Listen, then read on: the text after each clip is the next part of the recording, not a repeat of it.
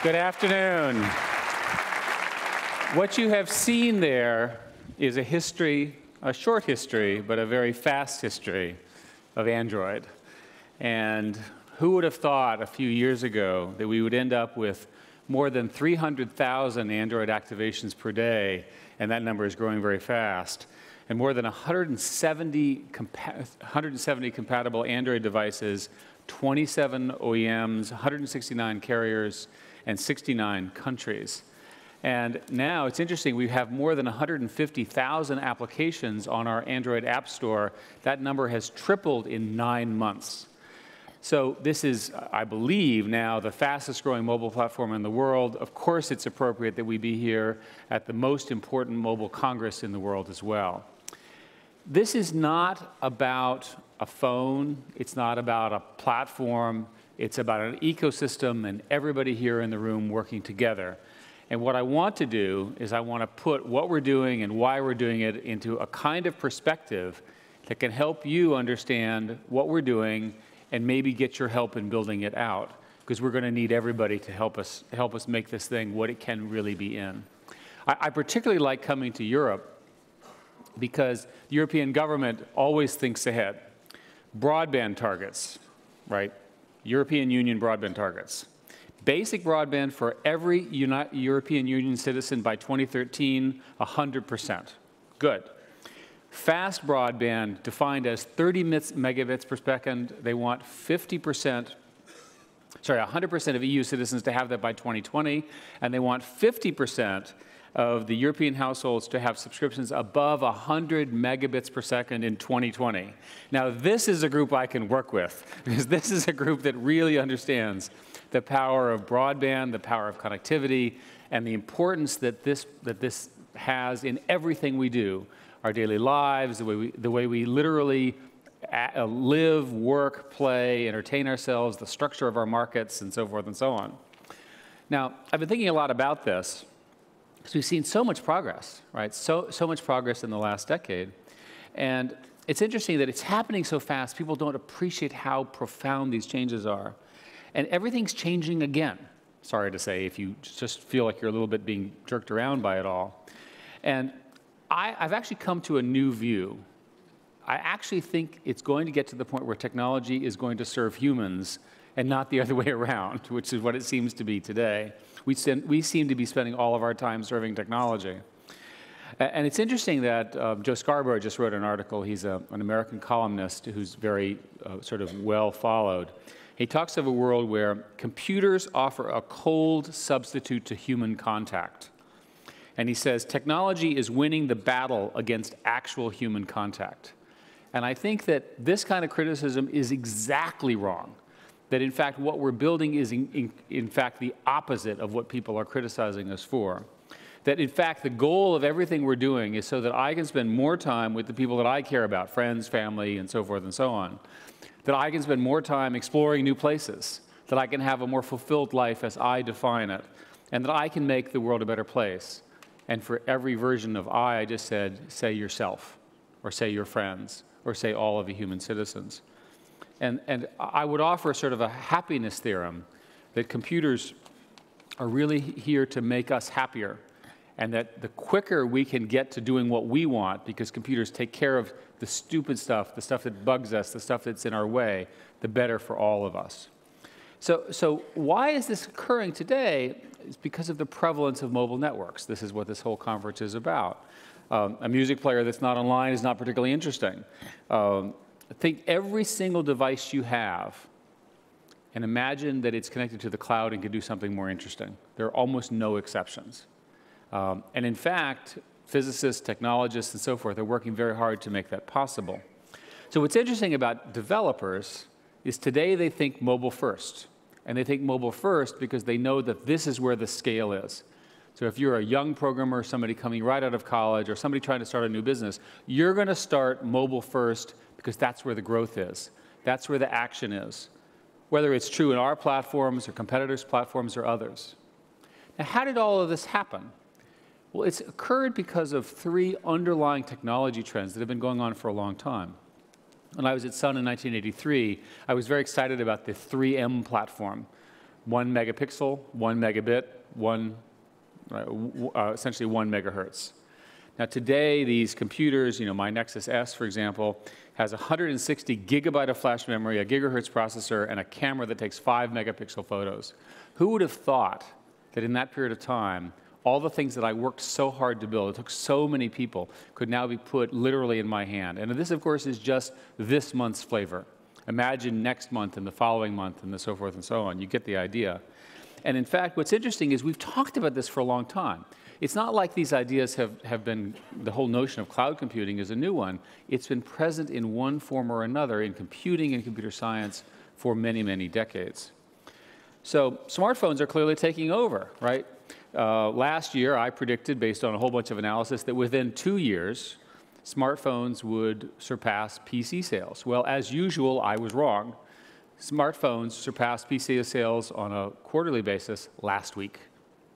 And by the way, PCs are not catching up at the rate they're going. So it's already over. We already know that the smartphone is the destination for the next generation of games, apps, social connectivity, all the things that we all care about. And it's interesting in sort of reflecting on the history of this, and I'm old enough to actually be able to think about these things.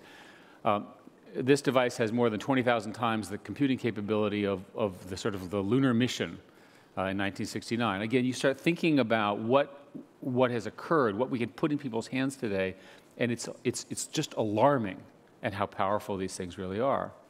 And of course, the same thing that's occurred on the networks. The average connection speed for smartphones increased by over 60% versus 2009. Now, many of you are on networks where you don't feel that's true. But the fact of the matter is, it is. What's happened is that the connections have gone up and your demands have gone up even higher. But the fact of the matter is that the operators, many of whom in this room, are pouring billions and billions of dollars and euros to make it possible for us to offer wireless data at this scale. And it's interesting that we're at the point now where roughly 98 or 99% of the world's mobile phone operators offer megabit per second or higher speeds, EVDO and up. Again, a great accomplishment, a lot of hard work, a lot of frustration on their part to serve their customers, our joint customers. And what's interesting now is with the rollout of LTE, and everybody here knows what LTE is, a lot of the show is talking about it, it is reasonable to expect that you can get a sustained 8 to 10 megabits. LTE, of course, is spec'd out well above 50 megabits. And what am I going to do with that 8 to 10 megabits? Well, I can think of some things, but what's more importantly is that this LTE platform, whose rollout is going to occur this year, will create the opportunity for another set of applications which we can only imagine, which will be interactive and gaming and location-based and so forth for precisely that reason. So what happens is you have the phone, sort of the new PC, if you will. You have the network with this phenomenal wireless data productivity. Again, think 10 megabits going from 1 megabit pretty much universally around the world, which is a gift from my perspective to mankind, from all the people who've built that. And then you have cloud computing. And companies like Google are building very, very large data stores, literally millions of computers that are linked together that provide these services. So when you see a demo or you see somebody doing something, remember that they're showing it to you on their phone, but the key thing is that it's working with the service. And you can imagine that this has a lot of implications for things going on. What can my phone do? It can take photographs. Well, why are those photographs not automatically uploaded when I take them? It can take videos. Why are they not automatically uploaded? My phone with a social component, with my permission, knows where my friends are. So maybe it can suggest my friends are nearby. There are many games that have come out that are very popular startups that are doing precisely that. Again, another interesting thing. Wouldn't it be interesting if you thought of the goal of your phone is first as a communications device? Well, we've already taken that for granted. Second, as a data and browsing platform and computation platform, which is what everybody's excited about now. And then the third, what about a serendipity platform? What about your phone helping you learn new things and meet new people you would not otherwise? That is the future of the platform that we are all building together. So this idea is not a new idea. Bill Gates in 1990 said the following: information at your fingertips, all the information that someone might be interested in, including information they can't even get today. What happened over 20 years? We had to build it out. The vision was correct. but we had to build the operating systems, the programming languages, the browser platforms, the underlying networking connectivity, all the various underlying wireless encryption protocols and distribution protocols, the cellular network, the roaming charges, the roaming business structures, and so forth and so on. So all of a sudden now, with your phone, why can't, when my phone, and I'm in traffic and I'm trying to figure out where I'm trying to go, and I have a choice of bridge or tunnel or this path or that path, why is my phone not talking to my friend's phone and trying to figure out what route they took and whether it was faster? I'll give you another example. Why is my phone not able to do something really important, which is telemetry of monitoring people who are ill? Wouldn't it be better to have your phone be taking care of your health? Think about it. It's there all the time. It's always on, and it might as well monitor your blood pressure. And indeed, there are people operating on that sorry about the pun, to make that sort of stuff happen. Even more importantly, because these things are unified now, we can do something which is startling when you look at it. We can take devices, and in mid-use, because it's cloud-based, you can substitute another device. So, for example, with our book product, this is true of others as well. You're busy reading a page. Somehow the phone breaks or what have you. Switch to a different device, either a PC or a phone, and there you are on the same page because it's all cloud resident. So all of a sudden, you have this agility, you have this ability that nobody else could do. So you really can do magic. Google Translate, the ability to talk to your phone and have it come out on the other end in Spanish. And it's funny that you sit there and you think, we've talked at length about universal translation, and yet here it is, it's just arrived because of the combination of the phone, the network, and all those computers. The phone just takes your voice, the network just delivers the voice in encrypted or digitized form, and the supercomputer that's in the cloud does the appropriate video and voice recognition, the translation, the voice generation, and out it comes back the other way. And that's done in, a 20th of a second or what have you. So all of a sudden, you can be anybody you want in terms of your ability to speak a language. You can, if you have trained in CPR, right, you can tell a location-based app to notify when your help is needed, and you can go off and help save a life. Start thinking about the implications of that level of smartness, location dependency, and again, with your permission, sharing of information with your friends. What I thought I would do is take a minute and show a demo of some of the things that you can do that might not be obvious. And I thought I'd ask one of our Google executives, Gil, to come and join us. Gil, where are you? Can you join us? There he is, Gil.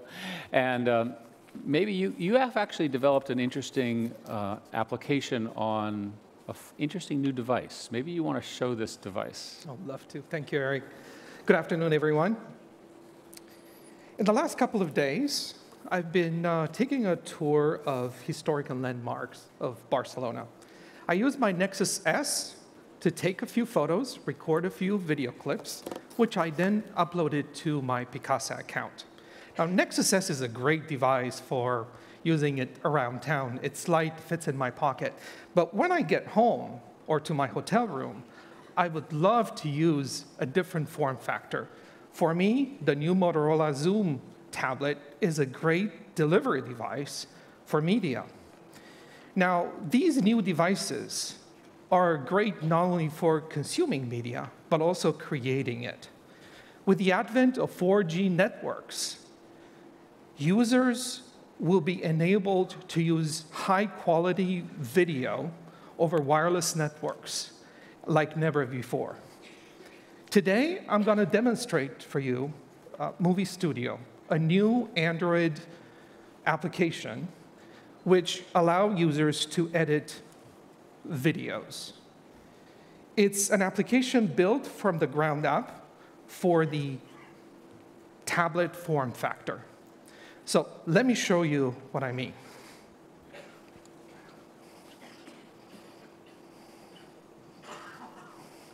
So I'm going to open Movie Studio. You're going to see that I have here a few projects that I've been working on, and I prepared a project for the purpose of this demo. Now, in this project, I already imported 3 images and 1 video clip. As you can probably tell, on the first image, I already added a title that says that I've pretty much enjoyed my trip back in time in Barcelona. What I would like to show you is some of the customizations you can bring to Movie Studio to fit your artistic ability. So one of the things we can do is we can reorder these media items in the movie timeline. How about I grab this nice picture of the National Palace and move it right after the first picture. I really like this one, so let's take a quick look at it and add a special effect to it. How about a pan and zoom effect? So I'll select pan and zoom. Now I have the ability to change independently the start and the end rectangle. So let's leave the start where it is. And for and, maybe I'll just do a little bit of zoom just for the effect. There we go. I could customize this project in many other ways. I can change the duration of images in the timeline. I could trim the beginning or end of video clips. I can add color effects to my photos and to my video clips. Now let's look towards the end of the movie. This is a video clip I took. I don't want my movie to end this abruptly, and therefore I was thinking a nice fade to black transition will look good at the end. So let's select that. And my movie is almost done, but I think something is missing. I know. I think a nice background audio track would make this movie interesting, so I believe that it would be appropriate to select some Spanish guitar tune. So I'll import that into my movie. And we are ready to preview this movie now.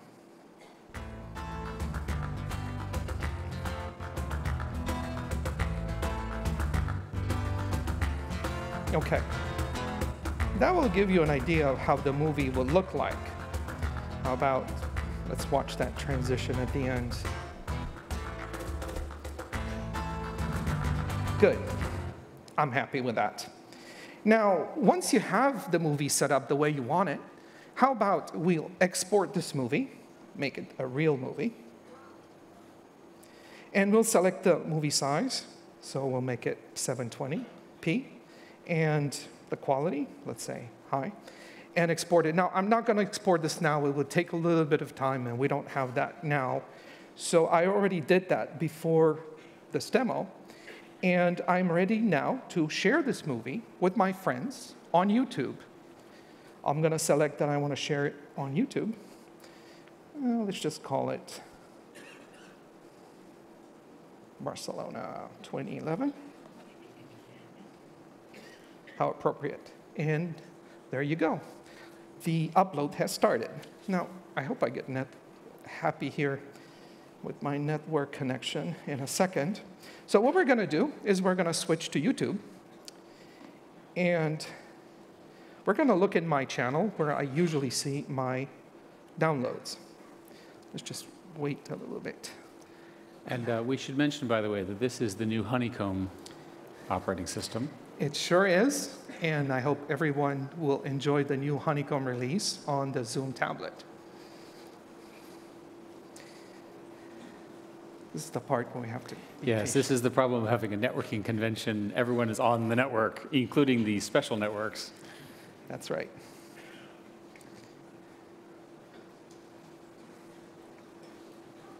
Any minute now. I think they will just have to trust me that the movie is there. This is a Google engineer saying, trust me. Either way, the movie is public, so they can enjoy it on YouTube after the show. You can see it on YouTube. That's right. I hope you enjoy this short run-through to the features of Movie Studio. Thank you. Thank you very much. Gil Dobzhansky. Thank you very much, Gil. So I wanted to show you that because I wanted to give you a sense of the power of the world that we're seeing, again, all in this particular case on a new and upcoming tablet on top of the Android platform.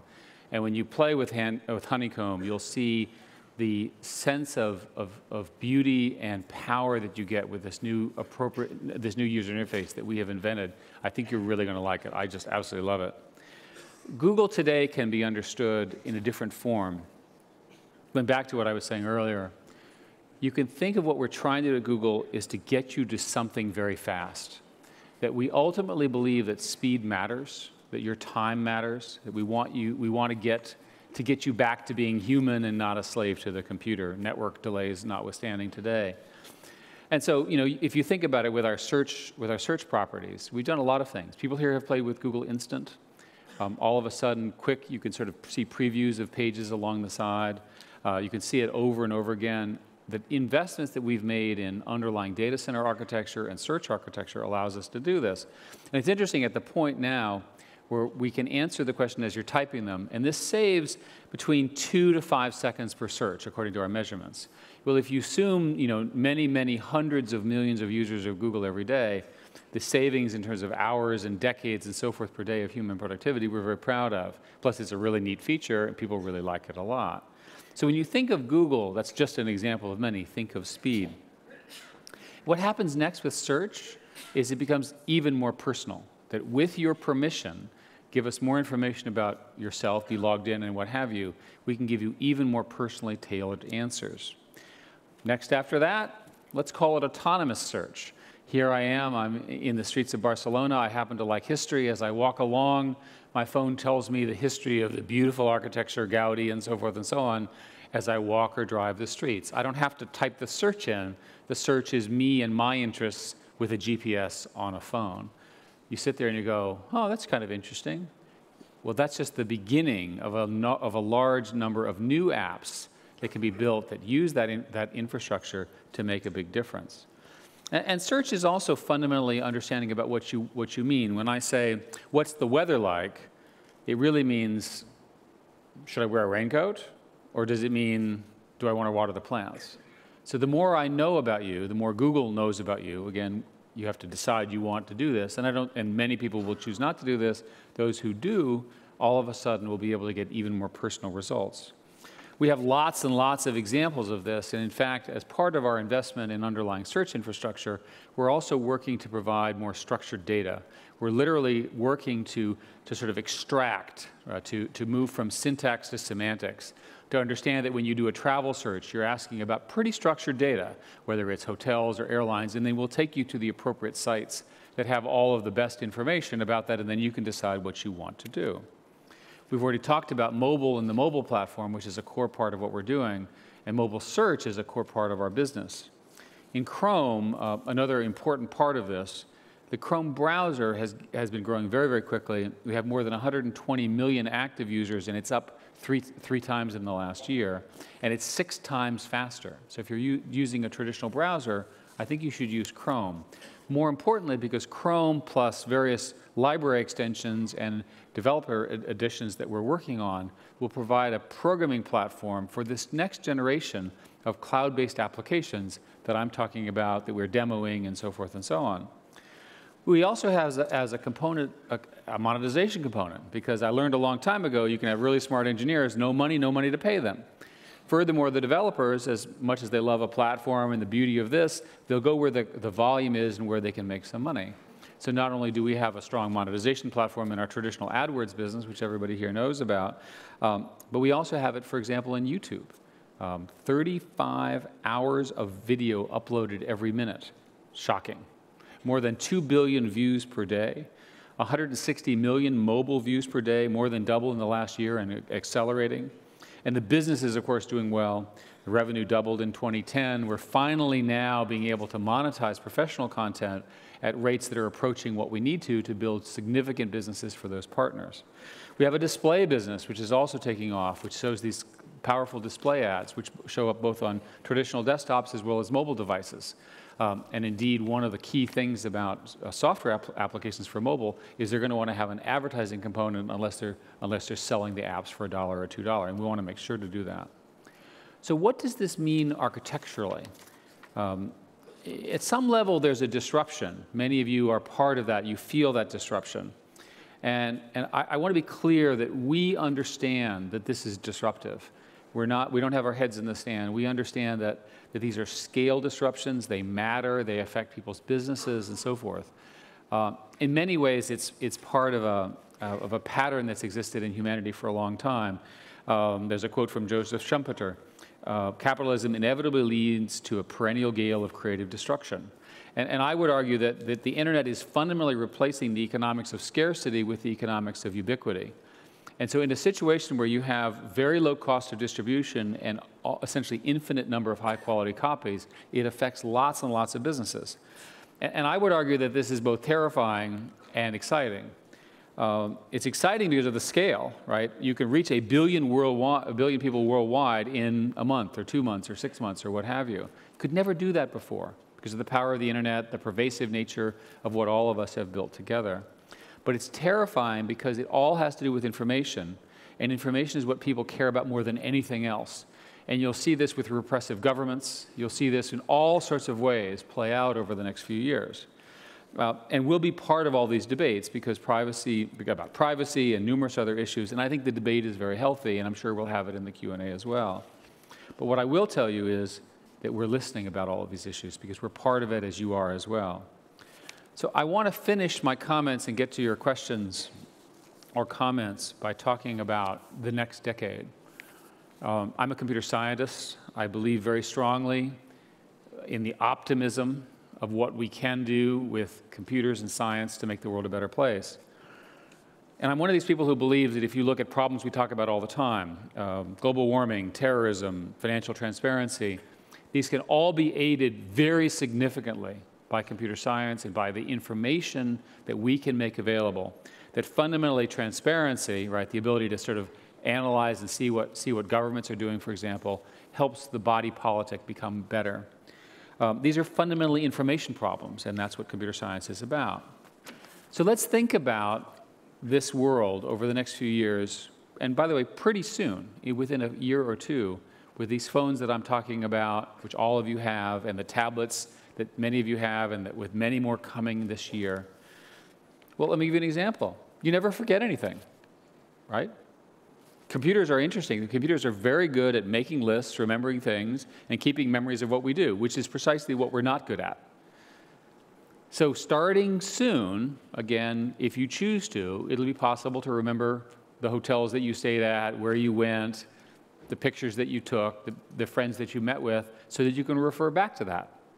Pretty powerful kinds of things. I just forget. Everybody forgets. Human memories are not accurate, but computer memories live forever. Another example, you're never lost. You know, when I was a boy growing up in Europe, I was always lost, right? I was lost as a teenager, lost in college, right? You have to go buy the map. I couldn't afford them, and so forth and so on. Now you're never lost. When was the last time you had a good being lost experience, right? It just does not happen. Not only do we know now where you are down to the meter, but soon we'll be able to do it down to the centimeter because of the accuracy of these signals, right? I mean, you have to turn your computer off to get lost, and you would never turn off your computer, right? So you'll never get lost. It's this bizarre property of all of this. And by the way, with your permission, all your friends know where you are too. So they can also find you. And what's interesting is that people who love the Earth can love it more, right? I think all of us feel strongly about how the planet, our only planet, is so important. You can learn using the tools and techniques, things like Google Earth and Maps and all the other services. Not only can you see them as static objects, but you can build platforms on top of them and navigate to them and understand how they're changing and obsess about them in the way that you should. And to understand what we're really doing to the planet and hopefully even fix it before it's too late, pretty important. You can clearly have all the world's information at your fingertips because we can translate everything to everything else.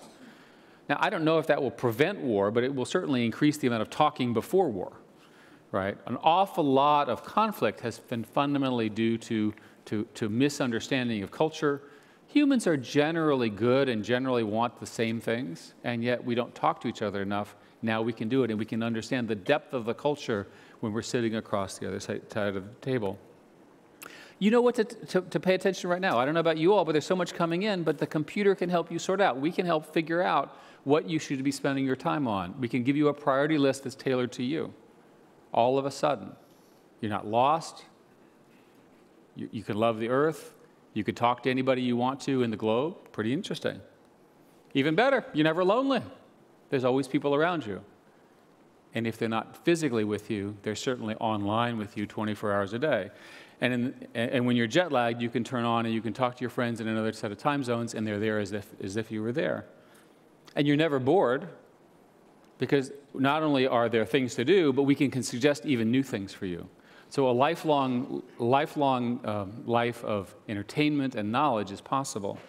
And you're never out of ideas, right? Because we can always suggest new ideas, what you can do, what you could do next, and so forth. And imagine a calendar of all the world's events, all the interesting things that are going on. All of a sudden, it's a potpourri for all of us to choose from, all because of the ability to understand what you care about, get that to you in real time on these new mobile devices, and use the supercomputers that are in the cloud to properly sort them so you're not completely overwhelmed. And of course, your car drives itself. It's obvious that cars should drive themselves. They probably drive themselves home better than you will when you're drunk. You know, it seems sort of obvious if you think about it. It needs to have a kill switch in case there's a few bugs, but you get the idea. This is coming. It will be decades, I suspect, not a year, but it's coming. But what's most important about this future, which I've not said, is it's a future for the masses, not the elites. Historically, information was something that was held to the elites, to the rich people, to the educated people. And the thing that I am proudest of, and I share this, I think, with all of you, is that because of your work in spreading mobile devices, 2 billion people will enter our conversation who we've never heard from in the next 3 to 4 years. We don't know what they care about. Will they love Britney Spears as much as we do, or will they care about other things? I have no idea. But the important point is that they are coming. And they're coming with human values, human concerns, human problems. And because of the architecture, because of the scale, because of the designs that you all helped build at this conference over these many years, it's possible, and it will change their lives so much more than it changed any of ours. And that's what I'm proudest of. So this is a future that's very much committed to doing good. It's a future where our technology, our approach, should give people something that matters to them, which is time. It should give them time back. It's a quote from the New York Times from William Gibson. Google is made of us, a sort of coral reef of human minds and their products. I hope we can all, working together, fulfill what I consider to be an extraordinary vision of what technology can do to make mankind a better experience and make the world a better place. Thank you so very much.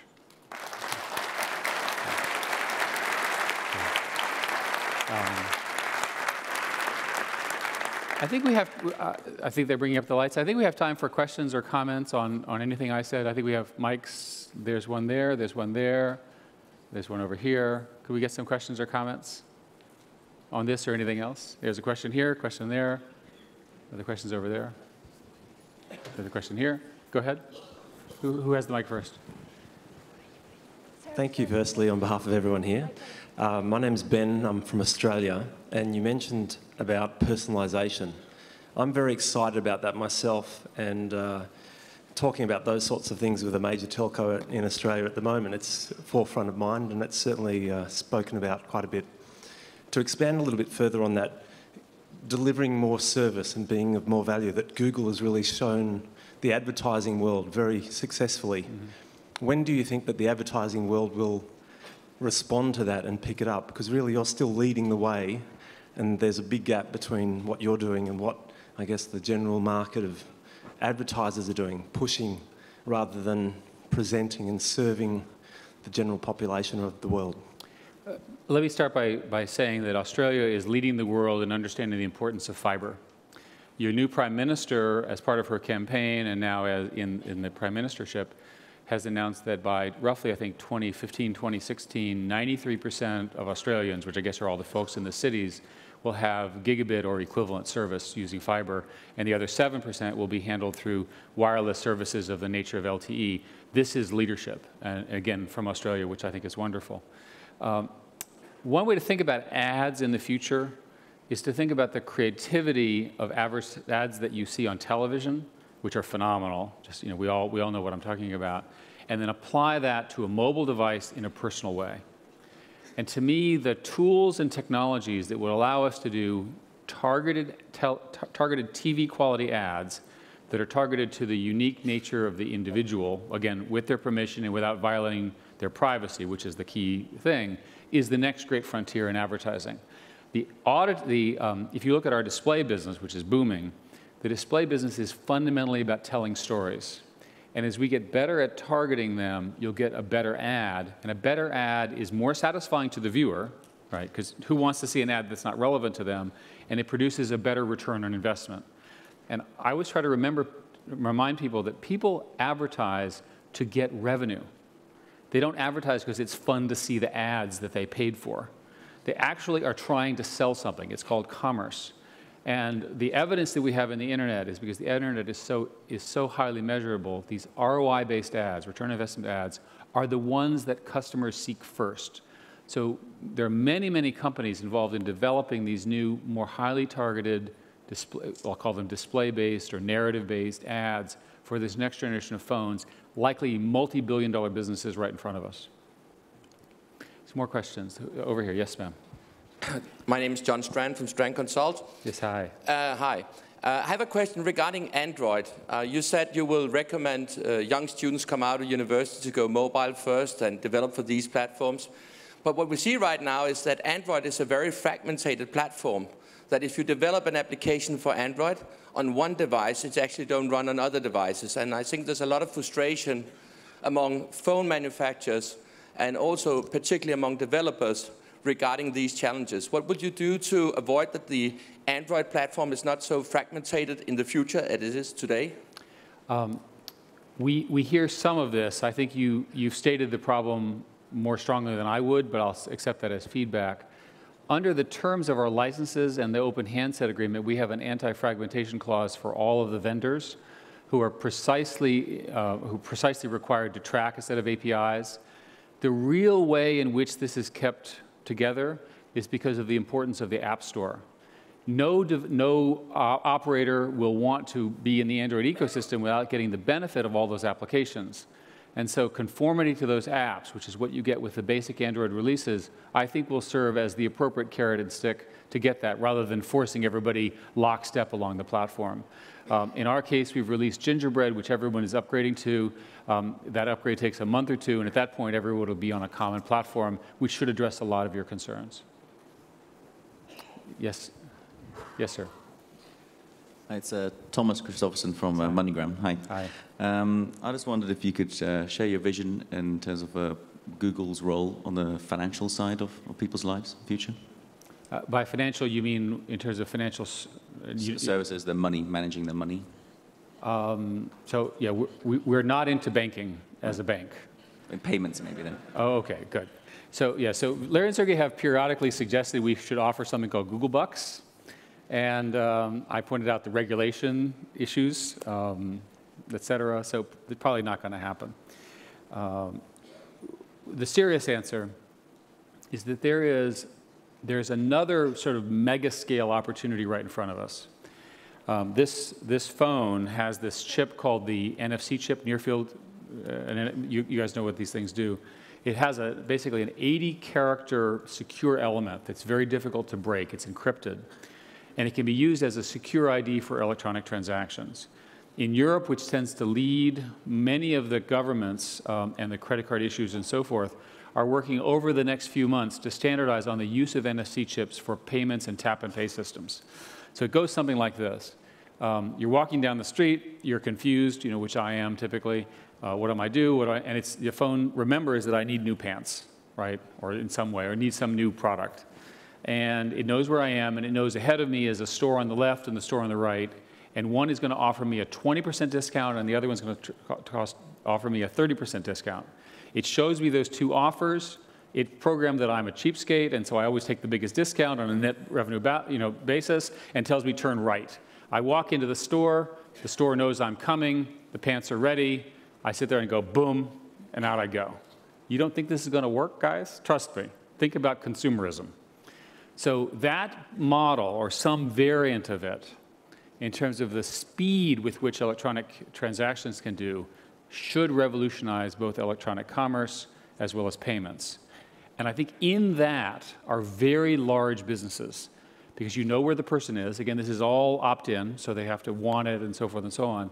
You can see, if you look at the success of Groupon in the United States and here in Germany and a couple of other countries, you can see that these models around consumerism really are working when they're tied to advertising and location. So, let's see, in the back. Yes, ma'am.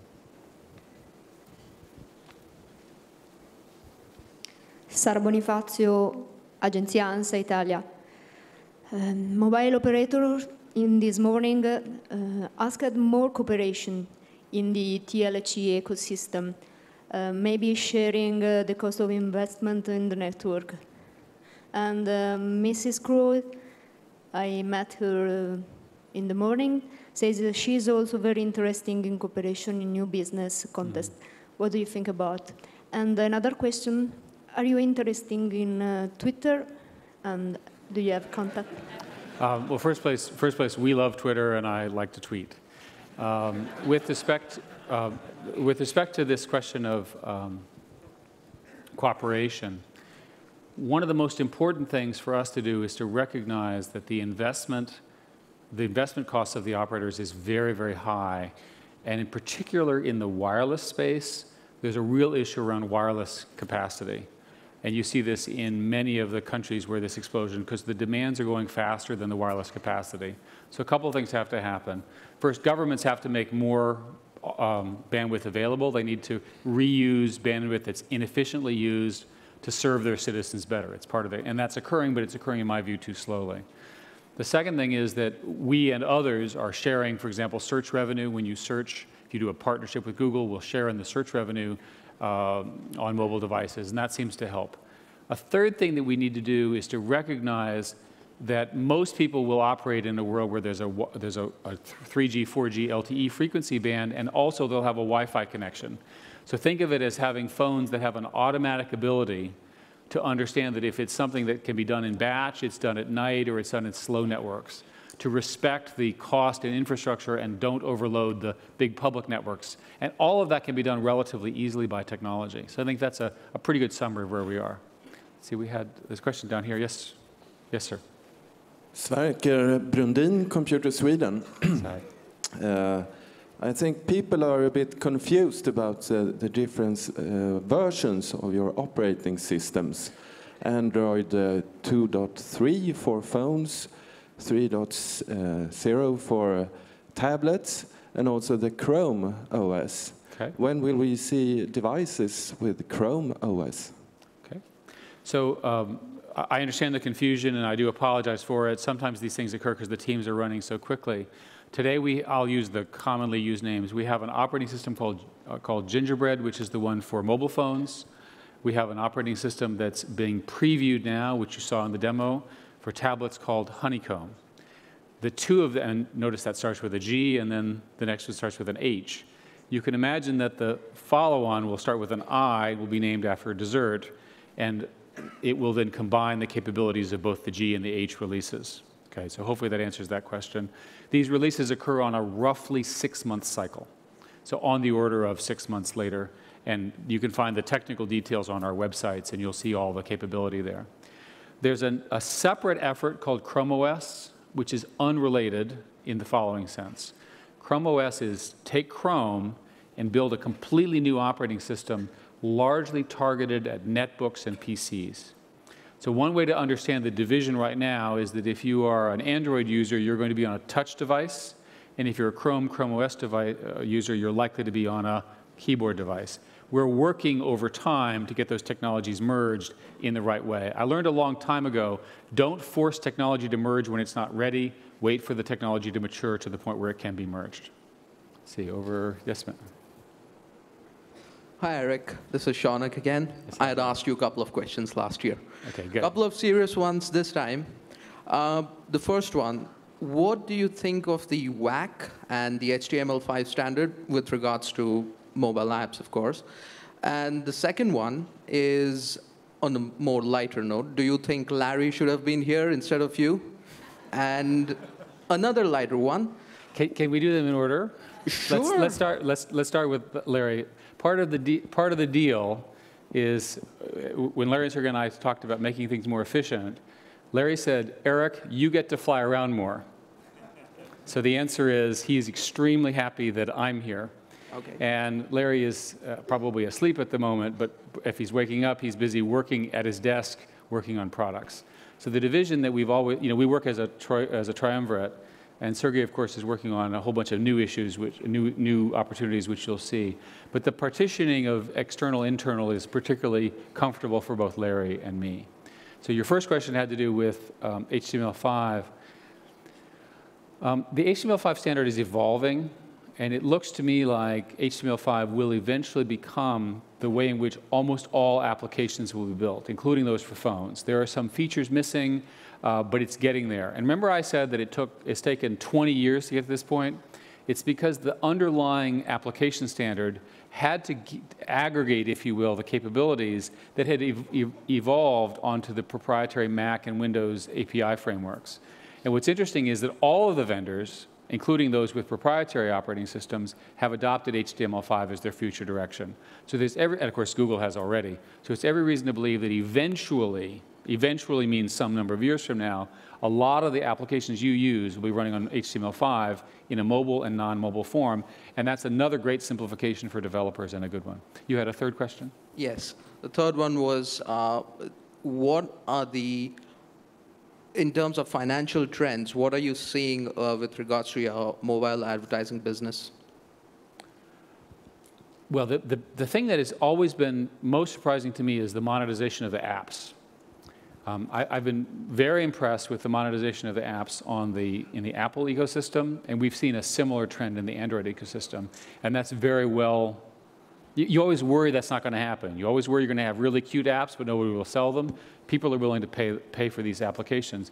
We purchased a company that was heavily involved in both Android and essentially the iOS system, and it's performed flawlessly for us. Let's see, more questions over here. Yes, sir.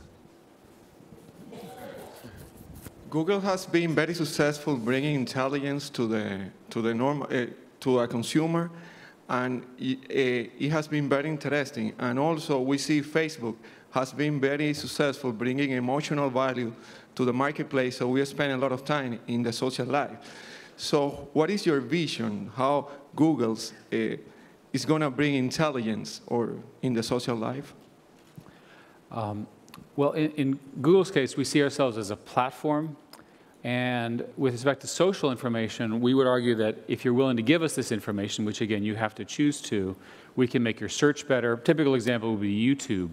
We have a lean-back version of YouTube, and so if you're in lean-back mode and you tell YouTube who your friends are, it can anonymously use that as a signal to suggest even more relevant videos for you. Same thing for maps and so forth and so on. So our core strategy with respect to social activity is to try to make our core properties, the ones that I've talked about, essentially better because of social information. Technically, it's another signal that we add to the matrix, and that's what our approach is. Yes, sir. Okay. Go ahead. Good evening, Eric. I'm Cameron Zacconi, working for the government in Belgium. Okay. So I want to raise one point related to one important topic for the growth of the internet. So a couple of us over here knows of the importance of the IPv6 technology within the growth of the internet and the freedom and the power to the application. Not a lot of people over here knows this important on the mobile world. What's your opinion? We know that Google for the V6 Day is ready, is pushing forward on the cable. What about the mobile? So, so everybody here understands that IPv4 is the current standard of addresses, and the last block of IPv4 addresses is going to be allocated within the next 6 months. So we really have a problem in terms of addressability, and with the explosion of devices, you have this issue. Google is one of the companies that, as you pointed out, is participating in a day where we're going to test full IPv6 connectivity. And the technical problem is that if you accept an IPv6 address as a router, you have to make sure that you can route it all the way to the other end, or you will fail to make the connection, which is not okay if you're a router. So we're trying to prove that. The general consensus is that the devices that are modern, certainly the Google devices, all the other major vendors have IPv6 capabilities, and most of the modern routers fully route IPv6. There is concern about a lot of the intermediate things, the network address translation boxes, all the other things that sit in between things that you forgot about. You plugged it into the wall and you haven't upgraded it and so forth. So we're likely to find some problems there. I believe that this is one of the great sort of urgent problems for this vision. Thank you for asking about it. The good news is the technology is there, the technology works very well, and it's just a matter of making sure that we do a number of these tests to make sure we get full IPv6 routing. We were concerned a long time ago that with the explosion of, for example, IP addresses in India or China, we'd have to have a whole country or continent be IPv6. But through modern address translation, they were able to avoid that. But the time is now. We have to deal with it. In 1994, we did the math, and we said that we would run out of IPv4 addresses in 2008 plus or minus 3, and it's 2011. So we're roughly right on schedule. Yes, sir. Hi, Eric. Miguel Lopez for Gembeta, Spain. You talk about the big possibilities we will have in the future with all those mobile devices and tablets. But how do you particularly see Google in 10 years, like in the Mobile World Congress in 2021? Well, I'm sure the Mobile World Congress will be a lot bigger, and Google will certainly be a lot bigger. That's sort of the first thing I would say. Because the description that I made is, it's not a one product cycle.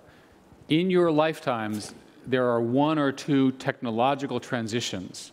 There was the mainframe transition and the PC transition. We're now going into the mobile transition.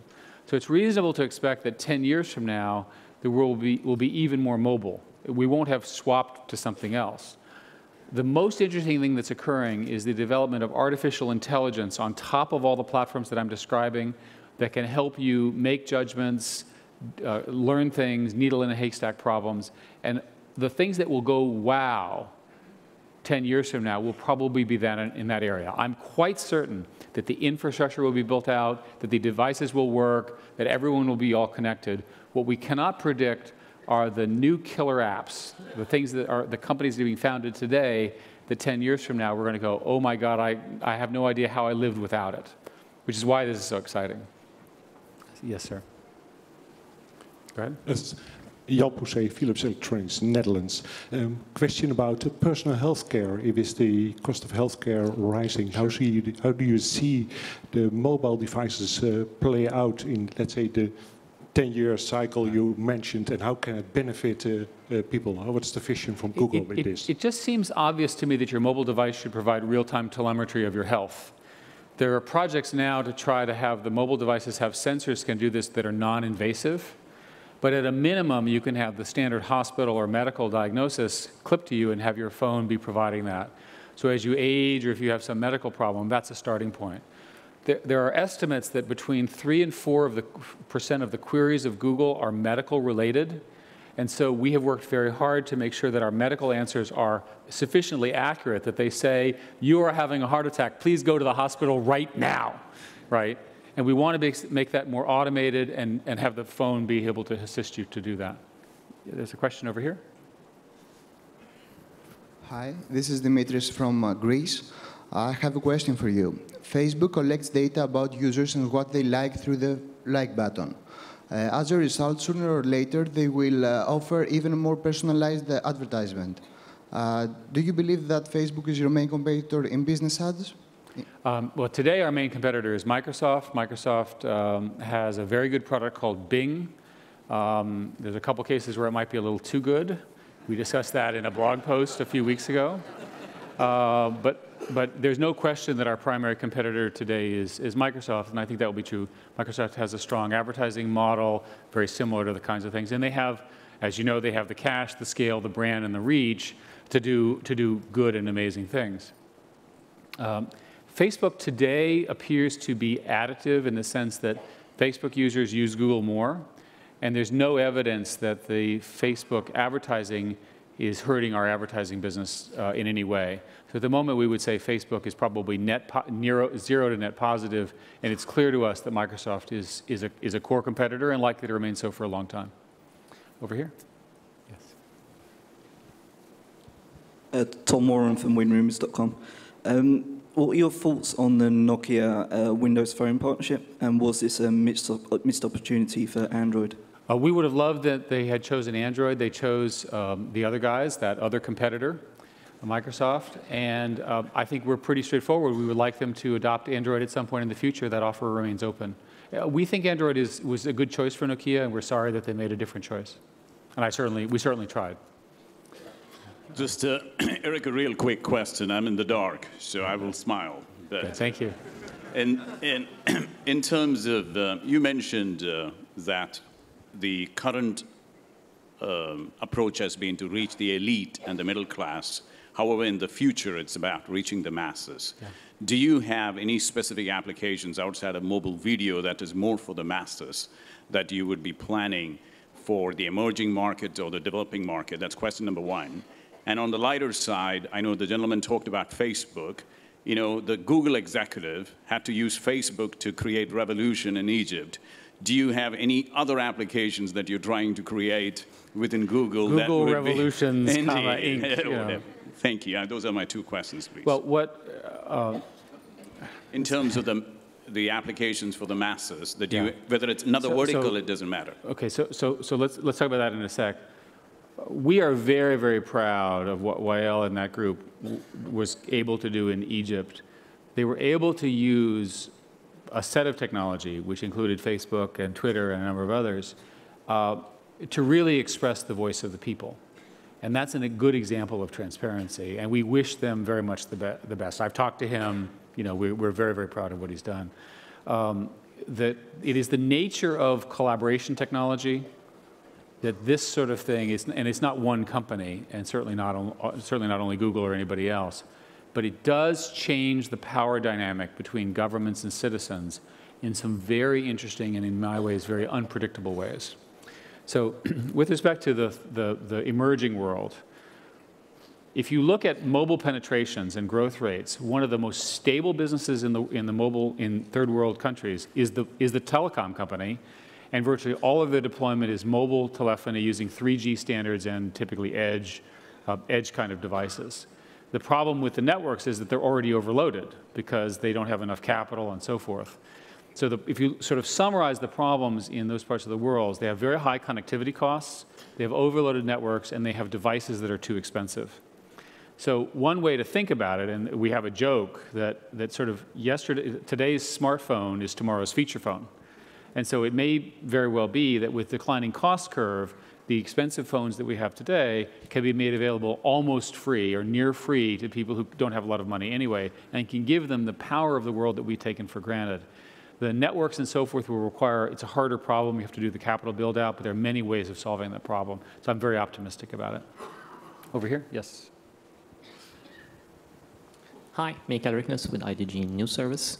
At the show, we've seen a fairly large variety of Android phones, if you look at the hardware, from dual-core processors and a lot of memory to, I think, what is the first, one of the first 2G Android phones from Alcatel. So when you go forward and develop both the SDKs and the platform itself, how do you approach that fact? We've tried to establish a basic set of functionality, which is in the Open Handset Alliance spec. And we try to bring out one phone. In our case, it's the Nexus S, which has, I think, been fairly heavily popularized. It's a 3G phone, basically, which shows the best that can be done. So the minimum requirements are in the spec, but they include, for example, some form of a modest touchscreen on a modest processor and a modest amount of memory. It's important to establish a minimum so that you have common applications, so you're exactly right there. Yes, sir. Brian Oliver Smith, Urban Planet Mobile. And you've built a couple of amazing platforms, and what my question is, my children use your platforms in so many ways to do their homework and such, and yet, for whatever strange reasons, it's often not embraced within the educational institutions. Can you speak a little bit about what Google can do or how they can proceed to open up education to utilize these platforms a bit more? We've talked a lot about the education opportunity and what we could do there. I think our current view is that just the dispersion of information is itself an educational opportunity, and that's our highest priority. We have funded a number of, for example, YouTube professors who have helped standardize information. You get these gifted people, you give them a little bit of money, and they can get all the world's knowledge, and they're fun to listen, and so forth and so on. We've not yet come up with sort of the killer ed app. And my observation about education, having worked on it for a long time, is there are many, many incumbencies in education which resist change or are afraid of change and so forth. So the sooner we can get all of them on these mobile platforms, the quicker that change can occur. We have, let's see, some more over there. Yes, I mean, over here? Yes, go ahead.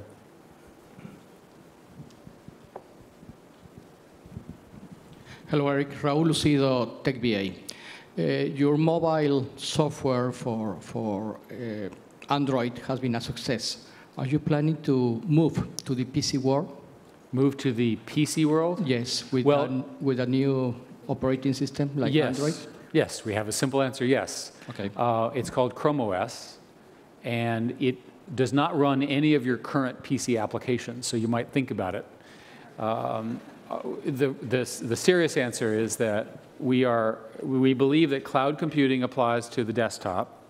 We believe that you can build a desktop that's virus-free, incredibly fast, very easy to use, very easy to share, and we've built that called Chrome OS. Can't get a virus, completely managed remotely. All the things that IT managers complain about in the personal computer, those products are available today in beta form, and basically sometime in the spring you'll see a series of hardware manufacturers who will be delivering them. They will not, as best I can tell, run some of the core, for example, Microsoft apps, because Microsoft's not interested in supporting such a platform, but there are substitutes which are almost as good or better in some different ways that you might consider. Let's see. I'm being told by our host we have one more question, so in the back, go ahead. Hi, Eric. David Goldman with CNN Money. I was just wondering if you, well, you mentioned a lot of times that these personal features would be available with your permission. Yes. I was wondering if you could talk a little bit about the privacy dilemma and how you can get people on board with these features when they may not necessarily want those things right now. Most people trust brands that are, that are sort of trustworthy, and so it's usually the case that if you offer something of value and people think that you're going to be straight with them and you have a strong privacy policy, people will opt in. So I say, with your permission, to emphasize that we're not trying to violate people's privacy with this information. We're trying to give them choices. And we have a very defined way in which we handle that information. The issues of privacy are very, very complicated, and I've learned that there's not a single answer, because sometimes privacy is the most important thing, but there are also situations where national security is an issue or so forth, and those are issues that are well beyond Google's decision-making. They're subject to national and local laws as well as local customs. So as long as we're on the side of with your permission, in other words, you choose, you opt in, I think people will adopt it and will be fine from a regulatory perspective. Thank you all. Thank you again, and enjoy the rest of the show.